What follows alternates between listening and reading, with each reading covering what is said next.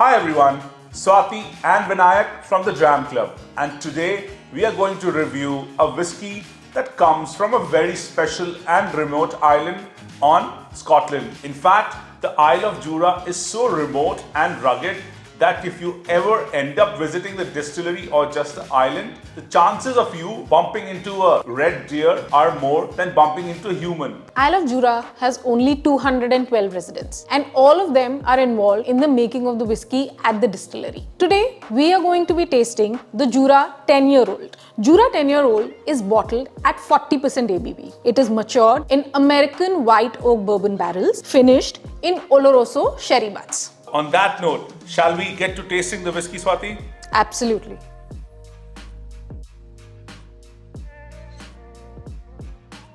So Vinayak, what do you think of the color of the whiskey? It's not yellow, but it's like a bit of copperish. You can definitely see that impact of Oloroso sherry, the finishing in Oloroso sherry butts, which is imparting that copperish tinge to it. So yeah, more on the copper side for me. Copper, gold. Yeah. That's what I would think.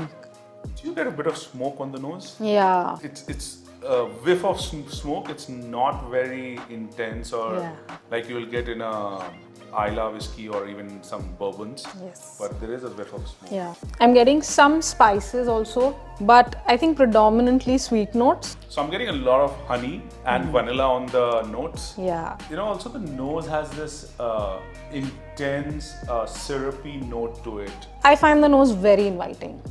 So let's not wait and Take a sip. yeah. That syrupy thing that I was getting on the nose. Yeah. So that syrup sort of follows through. I think the palate is a bit on the creamy side for me. Okay. A lot of sweetness again. You get a bit of brown sugar. Okay. Interestingly, I'm getting a lot more spicier notes as compared to what I was getting on the nose. Right. Something like cinnamon, black pepper. Okay, so I'm getting that cinnamon, that woody cinnamon sort of a thing. I'm not getting pepper. Okay. I'm finding the whiskey very approachable, so there is no pepper for me on this. Right. But there's definitely cinnamon and that oak. There's a lot of brown sugar also coming through for me. I'm also getting hints of chocolate. What, dark, milk, light? Light, not dark. Maybe because it has only been finished in sherry cask and not fully matured, the influence is lesser. Yeah. Yeah? There is something fruity as well that I'm getting. It's more like peaches. The whiskey also has a bit of a earthiness, like some warmth that is coming. It's not a spicy or a ginger sort of a warmth, but very earthy notes to it. Right. For me, that fruity, syrupy sweetness dominates all over a lot of other flavors.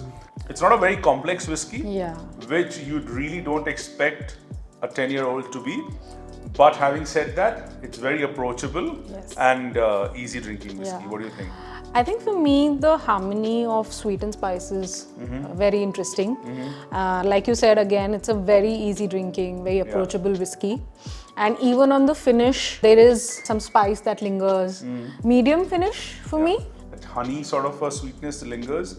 Honey followed by a bit of that earthy cinnamon notes. Right. And again, it's a medium sort of a finish. What I like about Jura 10-year-old is it's not a very demanding or intense whiskey. It's very approachable.